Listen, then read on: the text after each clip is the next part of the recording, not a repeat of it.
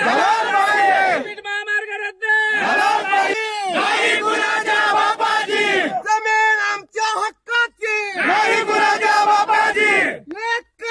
शक्तीपीठ महामार्गाच्या नोंदणीसाठी आलेल्या कर्मचाऱ्यांना शेतकऱ्यांनी मोजणी न करता परतून लावले।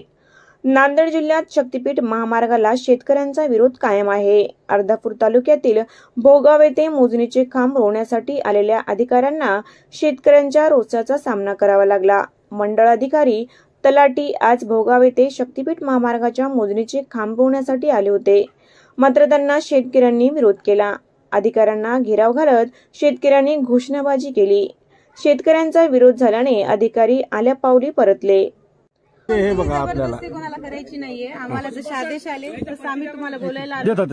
हो हो जे काही म्हणणं आहे ते आम्ही वरिष्ठांना करू। आपल्याला कुठलंच काही आपल्याला भानगडी करायची नाहीये, काहीच नाही। म्हणजे जबरदस्ती आम्हाला फक्त सांगा।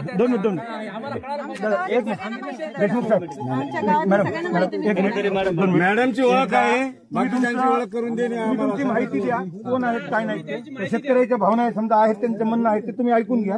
काय तुम्हाला काही तकलीफ नाही? काही नाही काही नाही। परिचय द्या। आता कसं तुमच्या नावावर दुसरं कोणी अधिकारी या गावची तलाठी आहे, भोगावची मॅडम। या आपल्या मंडळ अधिकारी मॅडम मालेगाव सर्कलच्या तहसील कार्यालय अर्धापूर।